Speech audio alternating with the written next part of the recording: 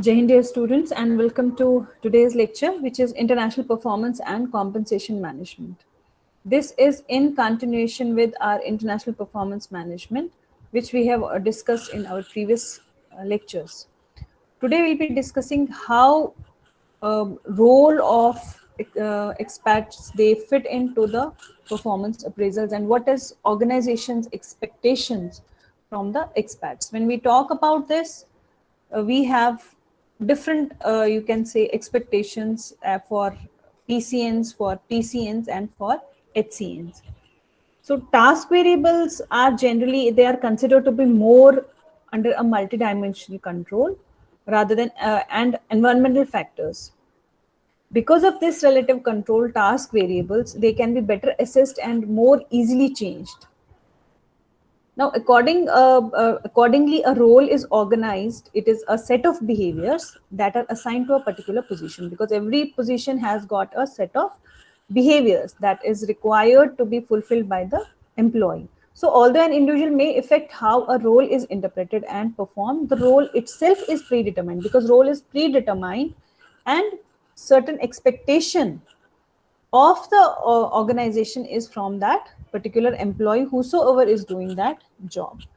Now first is our PCN's role conception, that what organization expects from the PCN, that means parent companies. So parent company whosoever is deciding the role, he predetermines his or her role in the foreign assignment, and role expectations may be clearly communicated to the expatriate before departure. That means expatriate who is leaving, he has to be he has to be well communicated about the role. So MNC has to provide cross-cultural training along with the information about the role expectations to the expatriates. So the parent company and the parent company executive and the host company, they should have the common role expectations. It should not be that parent company is expecting something else, host company is expecting something else, and say individual himself is expecting something else out of his role. So there will be role expectation conflict. So this should not be happening in an organization. So this is parent company's expectation from the PCA. Organization culture of the parent company, because it will affect your role of PCM. Then culture of parent company's country.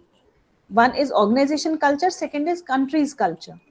Then wherever you are sending him to for an assignment, so subsidiary what is expecting it from PCN, organization norms of subsidiary, and culture of the host country. So all this will all together build in the expectation of role perception of PCN.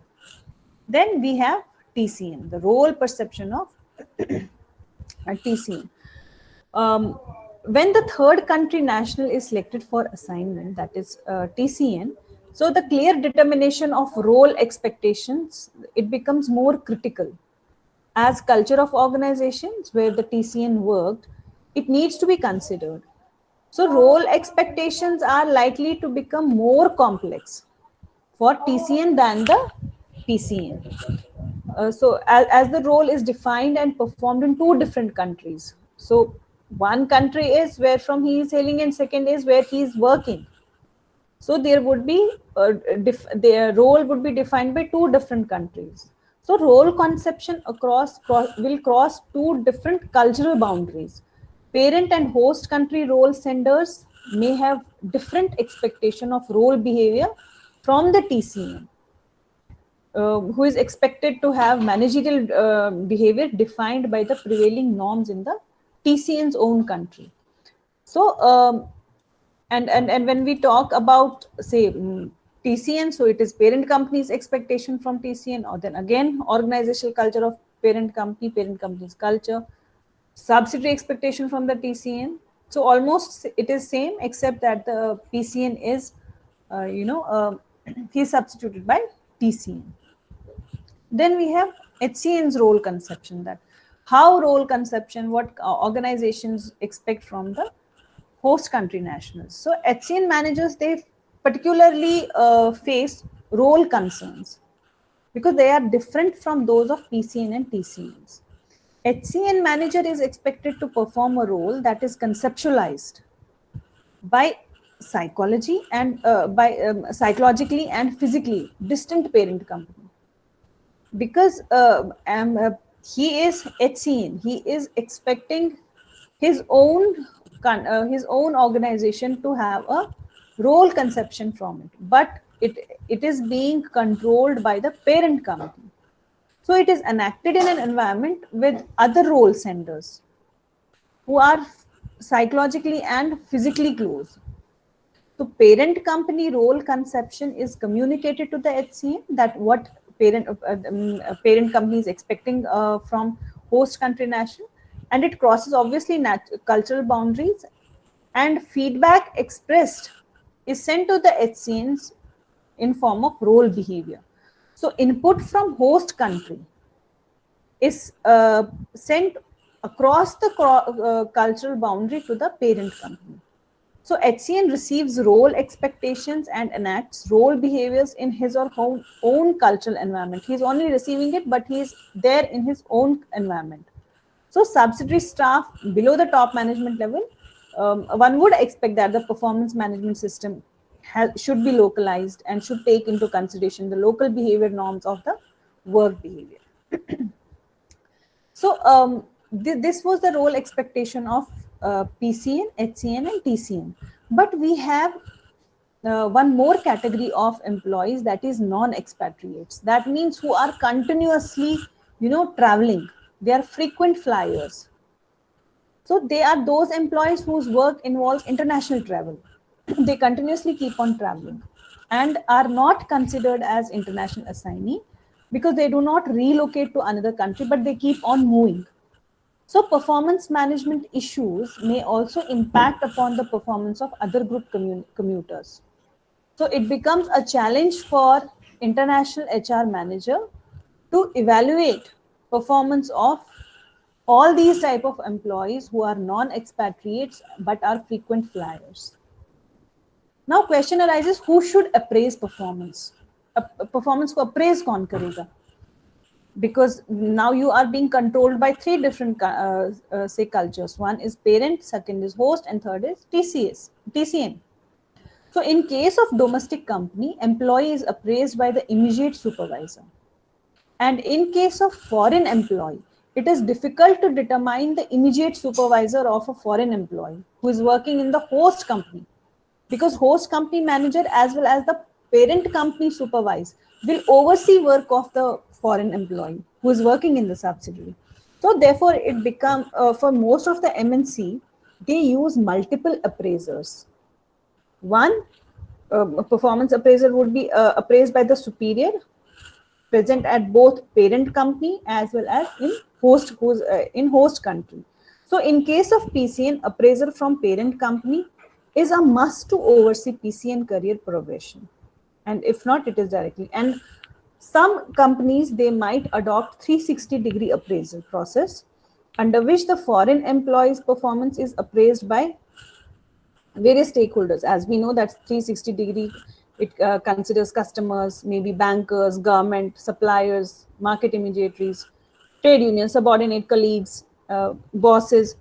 So even though several persons are party to the appraisal in 360-degree appraisal process, but home and host country managers, they play the key important role in appraisal. Now, while we are discussing all this, we have certain problems or certain challenges are there which manager might encounter while appraising the performance of an employee. So first is content base. Now what is content base? Most MNCs, they view international performance management on the same lines as in the domestic performance. See, the focus on task factors at the cost of ignoring culture and environmental factors.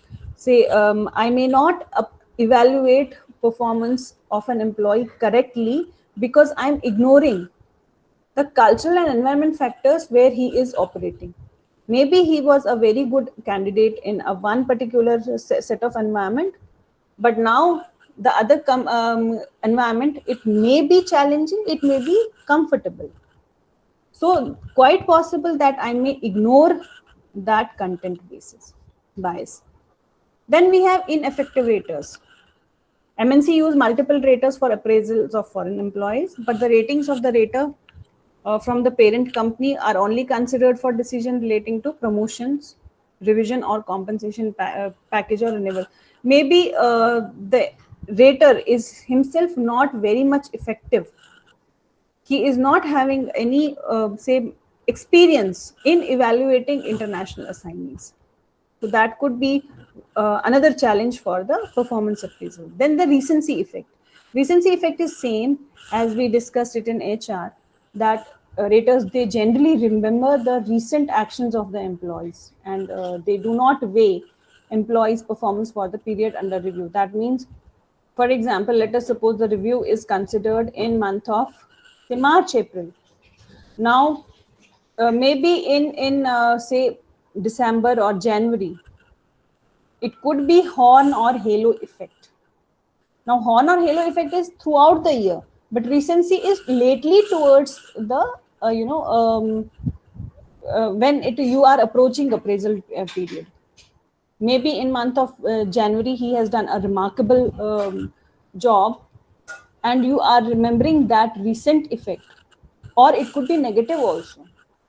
So that is what is recency effect. Then distant workplace. Because foreign employees, they work on projects and cannot be directly observed even by the host country supervisor. Similarly, the performance of other employees who are working in the field in different places cannot be directly observed by the raters. So that again becomes a challenge, that how do you evaluate? Although we have a field review, we have 360-degree appraisal method, but still it becomes a challenge when you are working at a distant workplace, and the question arises how to evaluate, how to observe that particular performance or the performance related behaviors. So it again becomes a challenge. Then appraisal forms. It again becomes a question that which particular appraisal form should MNC use? Should MNC use a standard appraisal form for domestic and foreign nationals, or they need to customize it? Because appraisal forms will give you a background, will form the basis for evaluating an employee. Then failure of supervisors in conducting appraisal interviews because of distant factors or cultural factors or inefficiency of the rater. Say they may not conduct an interview with the employee who is to be appraised. With the result, they may not have a clear picture of what employee is doing or how he is performing. Then use of performance data. Because performance, on the basis of performance data, you need to take decision on whether on promotion, maybe revision on pay package or renewal of contract for the personal opinions. So now it depends that for what you are using this personal data, performance data, because data which is required for promotion may not be suitable for revision of pay package or may not be suitable for renewal of contract. So every aspect, maybe promotion, maybe revision, performance data has to be concrete and appropriate. So these are some of the challenges or problems which international manager might encounter while appraising the performance of an individual. Now we have global compensation practices. When we talk about global compensation practices, it deals with the it deals with the compensation and benefit structure for employees of MNE in various locations or subsidiaries around the world. That means entire how your package should be when you are sending a person to international assignment, how you should chalk down your entire compensation package. So global remuneration is more complex than domestic compensation because salary levels and benefit provisions, they invariably differ significantly from one country to other country in which MNE operates. So international assignment compensation, basically when we talk about, is it deals with the compensation and benefits of globally mobile employees who are mobile, who are on international assignments, or those who cross borders as part of their employment with MNE. It could be either for short term or it could be for long term. Now there are certain objectives of global compensation and benefit program. So main objective is obviously to attract and retain the best qualified talent or to staff the MNE in all its location. That means throughout your location, wherever organization is having its presence, they want to attract and retain their talent over there. Then attraction and retention of employees who are qualified for international assignment. It is not only retention and attraction of best qualified talent, but also who wants to move for international assignments. So compensation has to be attractive enough so that it attracts people for international assignment. Then facilitation of transfers between various employment locations within the MNE. Because we are talking about global compensation and benefit programs, your compensation program has to balance or facilitate compensation in such a manner so that the balance between various employment location is focused upon by the global compensation and benefit programs. Then establishment and maintenance of consistent and reasonable relationship between compensation of employees at home and abroad. This is very important point, that your compensation and benefit program must address and focus on the factors or on the benefits or on the components which a person is getting at home and is expecting to get at abroad. So there has to be a reasonable relationship. Then only you will be able to attract employees for international assignment. Then maintenance of compensation that is reasonable in relation to practices of competitors, and it has to minimize the cost to the extent possible, because you need to have a compensation system which is to be followed globally. So it needs to be in relation with the practice, what your competitor is offering. You have to see that what are the benefits, what are the other components which my competitor is offering for international assignments. So you will have to balance all those factors. While we are going for chalking down say global compensation and programs, there are certain questions which one must consider, right? So first is, under which countries compensation and benefit programs should employee be worked with? Maybe parent company, host country, or some specifically designed program for everyone. That means you need to identify that which countries program I should be taking up. Is it based on parent company, based on host country, or do I need to check out something else? Maybe combination of both. Then how should potential gaps or inequalities in pension, health, care coverage be bridged? That means whatever benefits a person was getting in parent company, now you are sending him to the international assignment. So how are the gaps to be filled in? Maybe the health facilities or healthcare benefits what employee is getting in India may not be same in US, UK, or some other country. So you need to bridge up those gaps through your compensation and benefit programs. Then, is benefit coverage adequate for all employees? What's more, is the benefit package equitable when compared with benefits of peers in other countries, both within and without the parent firm? Should employees be covered under the provision of selected home and foreign programs? That means all these questions you need to consider for making down global compensation and this benefit program. Then next question which we need to address is, how can the cost of providing social benefits be minimized? Because there are certain countries, for example, we have Indonesia, we have Germany.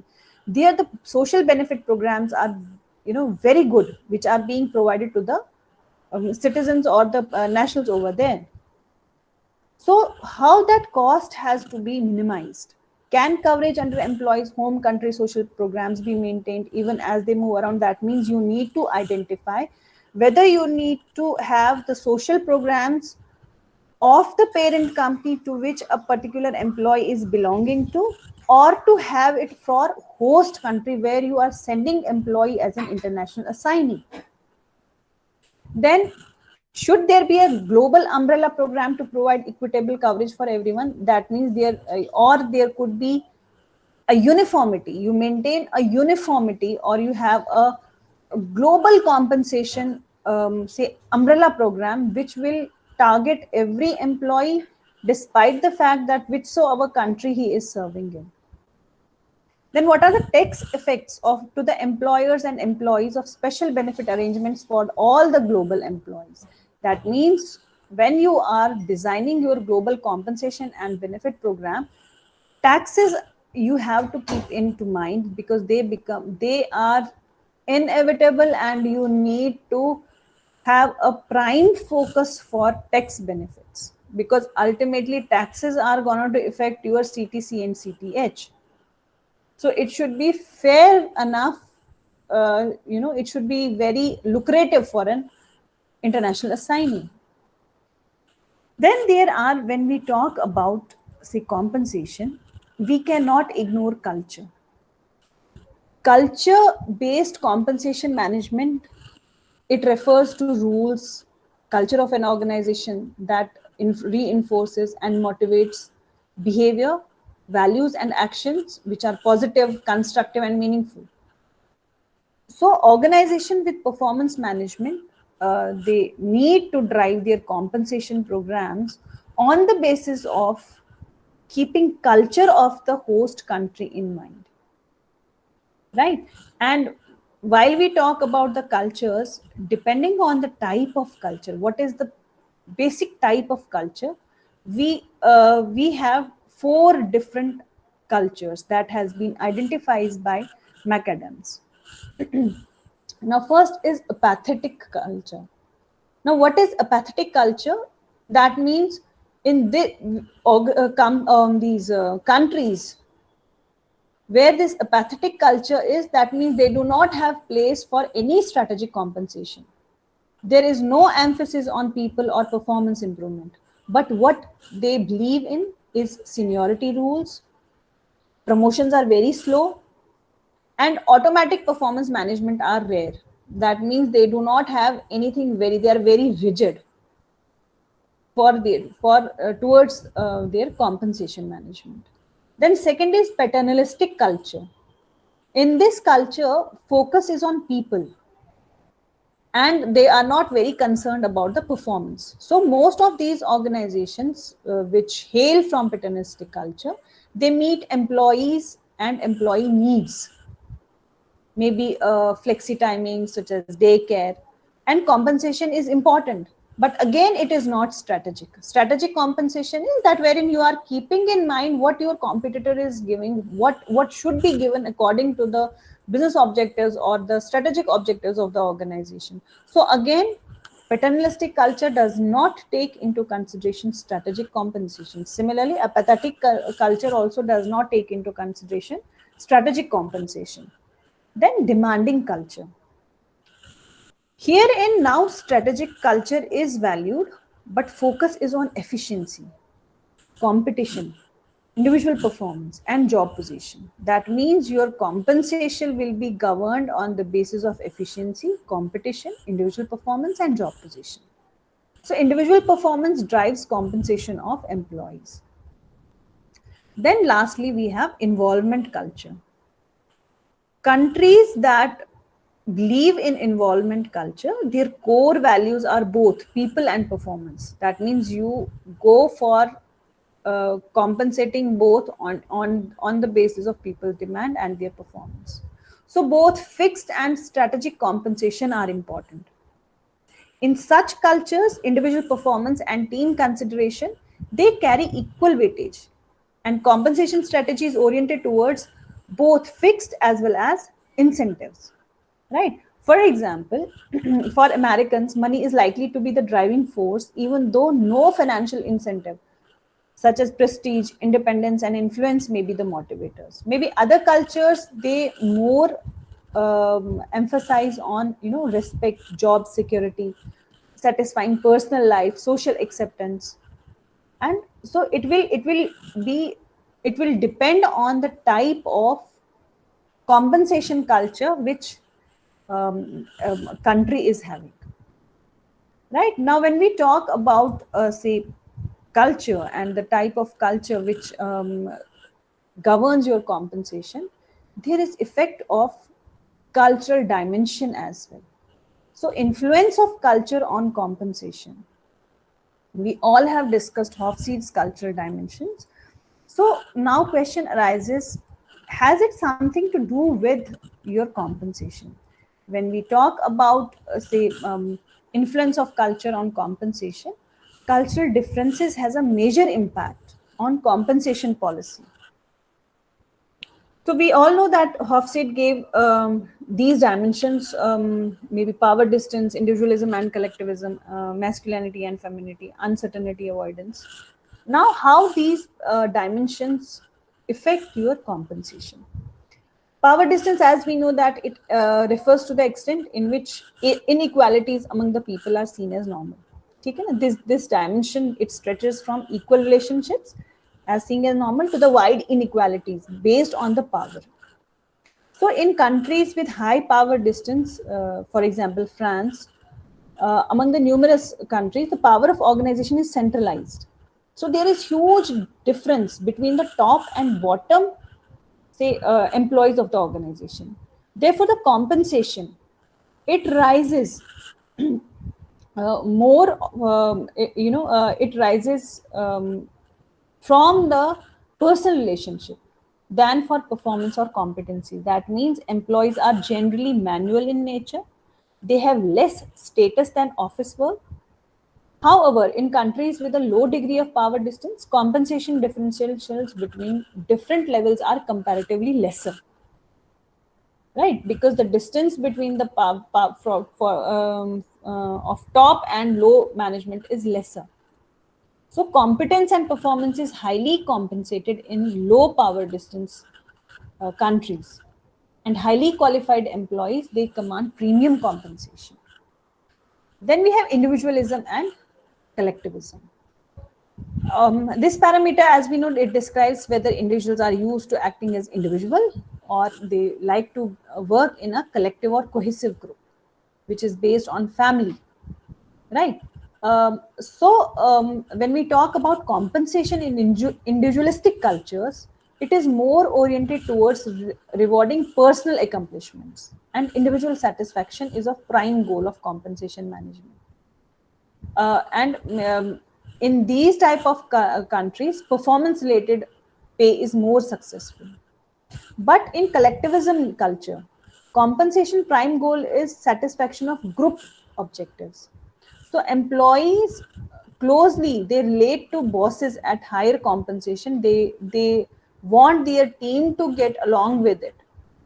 So they want their compensations, they want their incentives in the form of so that it can target their teams as well.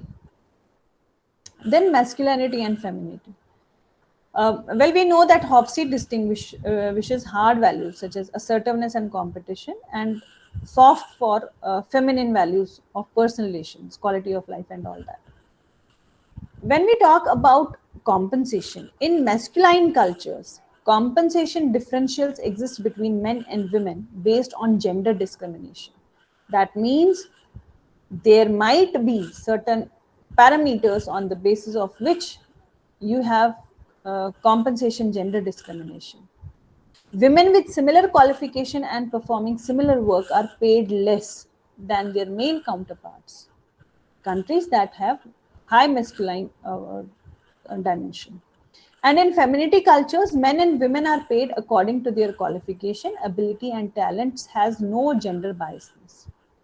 That is under masculinity and femininity. Then under uncertainty avoidance, it refers to the preference for structured situation versus unstructured situation. That means risk avoidance, right?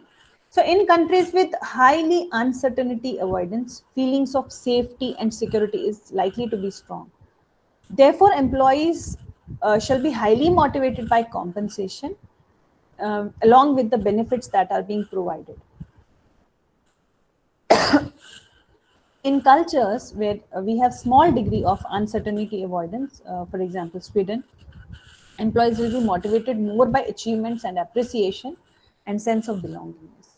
So these were the cultural dimensions on the basis of which compensation is affected. But we have one more dynamics, that is Confucian dynamics. So this parameter, it refers to the choice between long-term versus short-term focus in life. In culture which emphasizes on long-term focuses, that means you want more of future-related compensation benefits. For example, ESOPs, retirement benefits, they are preferred. And on the other hand, which are short-term focused culture, they are characterized by personal stability, that means to protect one's faith, respect for traditions, and reciprocity. So this is how your culture impacts your compensation. Now we have components of an international compensation programs for expatriates. That what all you should keep in mind for compensating expatriates. Now there are key components. First is base salary, second is foreign service inducement or hardship premium, third is allowances, fourth is benefits, and fifth is equity compensation. When we talk about say base salary, so what is base salary? Base salary denotes the amount of cash compensation which is served as a benchmark for other compensation elements, for example bonus, benefits. So for expatriates, it is the primary component of package of allowances. That means this is the base salary on which you are going to decide the other allowances. All other allowances would be calculated on the base salary. So it may be paid in home or local country currency or combination of both. You might get it in maybe home country currency or host country currency or both. So the base salary, it is the foundation block for international compensation, whether employees PCN or TCN. So major difference can occur in employees package if base salary is linked to home country of the PCN or TCN, or whether any other international rate is paid. So that thing one has to keep in mind, that what should be the base. So that rest of the calculations would be then on the base salary. And then second is foreign service inducement and hardship premium. Hardship, it refers to the relative difference. As an expatriate and their family are, obviously they are likely to experience relative impact on their lifestyle when moving from one country to other country. So now what could be the hardships they might face? It could be economic factors such as poverty levels, what is the level of service provision. It could be political factors such as freedom, tolerance of towards different, so different political factors may prevail in the country. Then religious factors. So in some countries, there may not be freedom of expressing your religious sentiments, or some may be tolerant towards that. Then public service factors, maybe water, electricity, sanitation. These are the basic, service factors which employee is looking forward to while moving to the, say, host country. Then similarly, environment, climate, what is the condition of weather over there? If it is extreme humid, if it is very dry, if it is cozy, if it is, what is the type of environment? So hardship. Then personal and safety factors. What is the level of crime prevailing in that particular area? What is the personal safety levels which is being taken, which we have to take into consideration while moving to other country. Then health factors. What is the prevalence of diseases? Which type of disease is prevalent over there? What are the health standards? What are the health facilities which are being offered by the government to the employees? Then level of education and transportation factors. So there are many hardship premium allowances which you might combine with which you will associate with your compensation. Then we have allowances. Generally, allowances, when we talk about, they can be very challenging to a firm, because you need to identify which type of allowance should be given to the employee who has been sent on international assignment. Then you have to keep into consideration, when you have to keep in your mind compensation policy. Now there are, in general, the most 6 commonly allowances that is being offered to the international assignee is COLA, which we have already discussed. COLA is cost of living allowance, which involves a payment to compensate the differences in expenditure between home country and the foreign country. Maybe you are moving to a country which is having high cost of living. So that high cost of living has to be compensated. So COLA payments are intended to compensate for cost differentials, right? For example, the cost of transportation, furniture, appliances, medical, everything. Then family size is predominant method for determining COLA, because COLA is directly associated with the family members.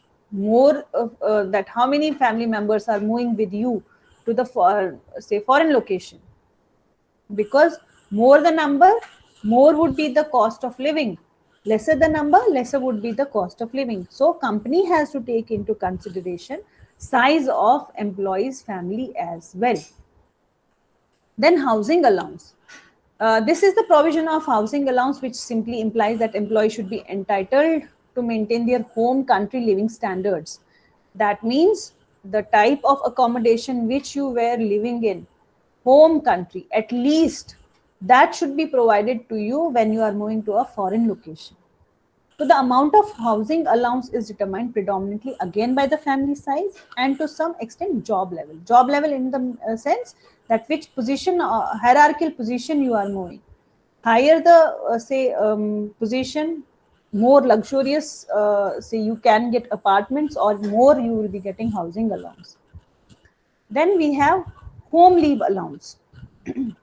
Home leave allowance is when there is a provision for home leave allowances where employers, they cover the expense of one or more trips. As we said that you are living outside your say parent this country, so you would like to visit your relatives, you would like to visit your country maybe once a year or twice a year. So those trips, the cost of those trips, they are being they has it has to be borne by the company. So the primary purpose for paying such trips is to give expatriates the opportunity to renew family and business ties. Thereby, it will help them to minimize adjustment problems when they are repatriated. So that means it maintains the connection between the parent and host country. Then education allowances. Education allowance, obviously the provision of education is for the children of expatriates, which is frequently an integral part of an international compensation policy. So allowances for education can cover items such as maybe tuition. Tuition may be of language classes, maybe enrollment fee, books, meals, transportation, extracurricular. So all these activities, they will include a cost. So PCNs and TCNs, they generally receive a similar treatment concerning educational expenses, but the level of education provided for and the adequacy of local public schools versus international schools, it might present problem for multinationals, because maybe you are looking for a school which is having very high standard, but you have moved to a country which is not having say that good educational system, right? So because then it will create a problem of adjustment of kids also. So that has to be taken into consideration. Then we have relocation allowances.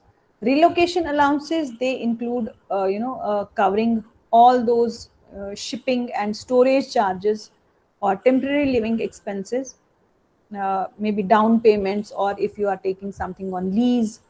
So allowances for maybe cars, club membership, servants, depending upon the type of position you are holding. So these will cover your relocation allowances. Then spouse assistance. Spouse assistance is some of the organizations, they might offer spouse assistance, maybe to help guard against offset income, maybe because she is relocating with her husband. So payments on average are capped according to different country locations. Maybe she also is looking for a job, so there might be a outsourced service which will help her in maybe resume or CV preparation, maybe to get work permit assistance and language tuitions. So that is spouse assistance. Then we have one very important allowance, that is tax equalization allowance. Tax equalization allowance is, it aims to ensure that individual is equal when it comes to paying of taxes. If the tax burden is higher, then it would have been in the home country, then the company pays the excess, whether it is lower than the company taking the savings. For example, the tax liability in India was, for example, 5% of your salary.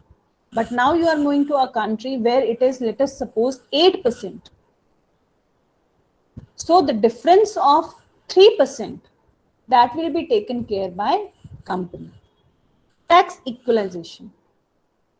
Right? For example, there is minimum tax in Saudi Arabia, and in Denmark the rate is nearly 60%. So individual knows that if they receive this option from Denmark, tax perspective, it has to seen by the company and it has to be taken into consideration. Now, when we talk about tax equalizations, companies generally, they offer tax select following approaches to handle international taxation. First is tax equalization, second is tax protection.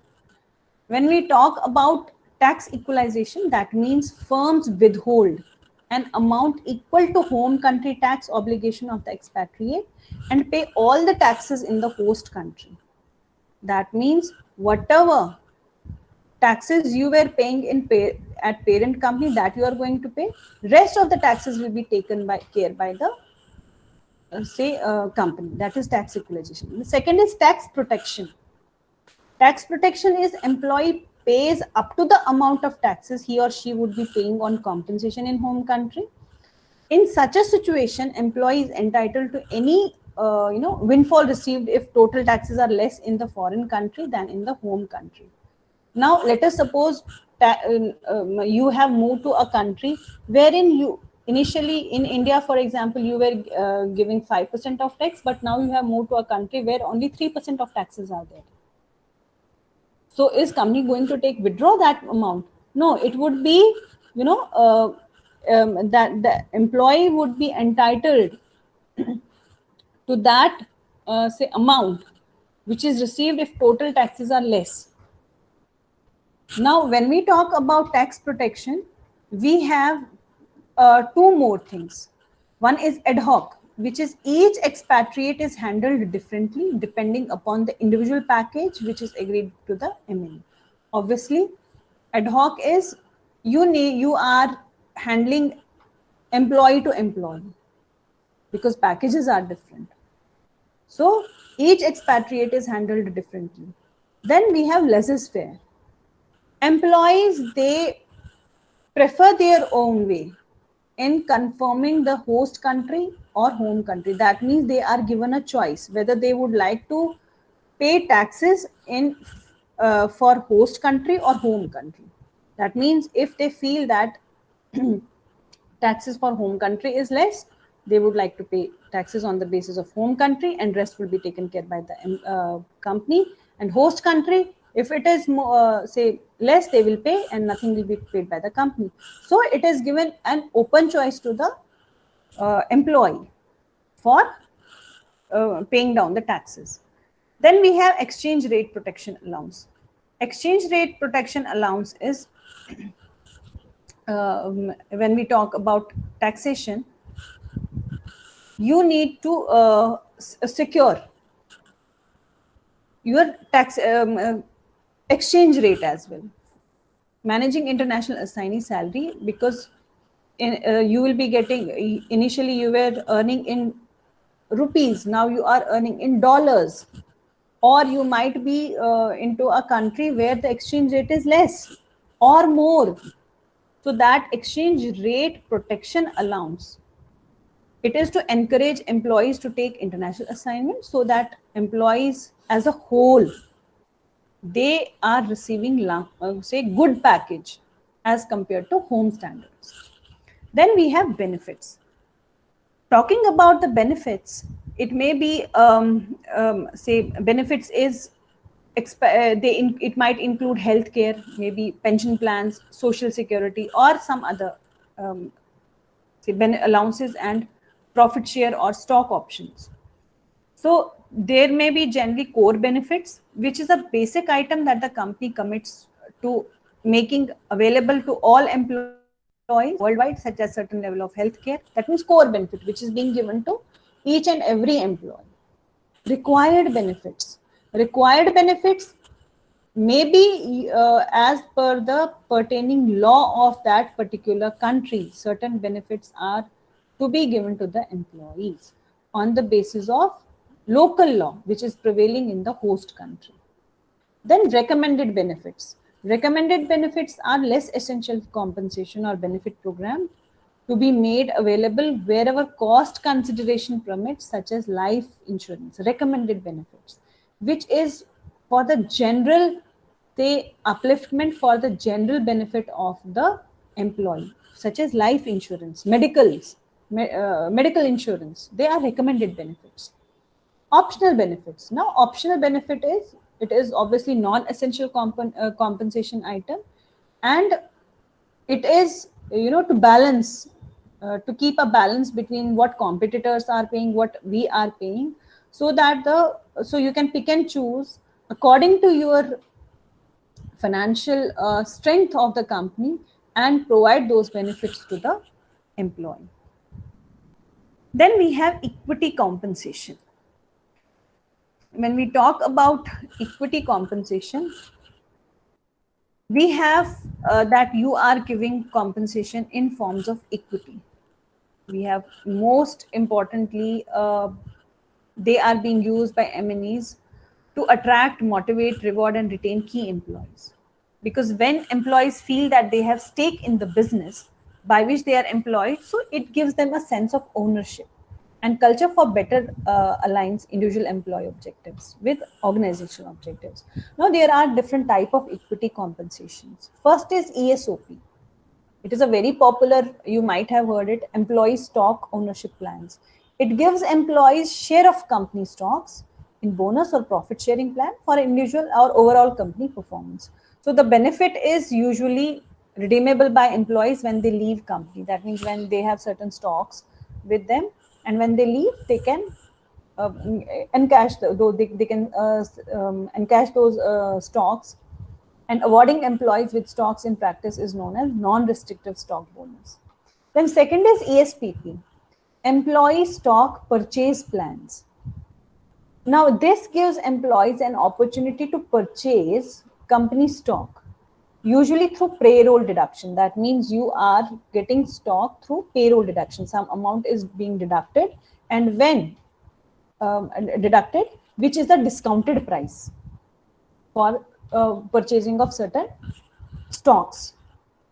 So you are being given that stock purchase at a deduction, at a discounted price, and that discounted price is being deducted through your salary for a certain period of time. Then third is stock or call options. They grant employees the right to receive or purchase company shares at a specified price, which is called a strike or exercise price. In other words, it gives employees an option or right to buy stock in future at today's price. That means you are purchasing future stocks, but you are giving price what is prevailing in the market at current. So again, it is it grants at the money which you are giving today and securing your future stocks. That is stock or call options. Then we have SAR, that means stock appreciation rights. Awards which are granted to the employees, they are subjected to the vesting schedule. They receive no benefit unless the underlying stock value appreciates. That means there are stocks which are there are stocks which are reserved for you, but you are given those stocks only when the value appreciates. So it gives the holder an incentive to improve financial performance of the company. Let us suppose company is not performing well, so your stock is not appreciating, so you are not getting anything. But moment it starts appreciating, you will start receiving benefits. So it is a win-win situation for both employee as well as organization, because employee tries to give best performance so as to have an so that there is increase in the stock values and stock values appreciates, with the result he too will be getting the benefit. Then last is our phantom stock. Phantom, no, just invisible. It is a stimulated equity plan that grants the employee a number of fictitious pretended stock units whose value corresponds to the price fluctuations of a given number of shares. On maturity, the employee is paid a cash bonus based on how much the stock grew by vesting time. That means you have certain time which you vested on a particular stock.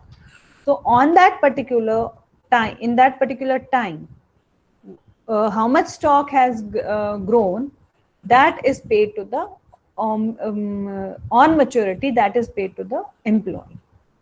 There are no tax consequences either to the company or to the employee when phantom stock is granted to the employee. So it merely gives employee the economic benefits of owning stock without any actual transfer of stock. It does not dilute the ownership rights of existing stakeholders. So these were certain components which one has to keep in mind while forming the global compensation and benefit program. This was all about today's lecture. Thank you.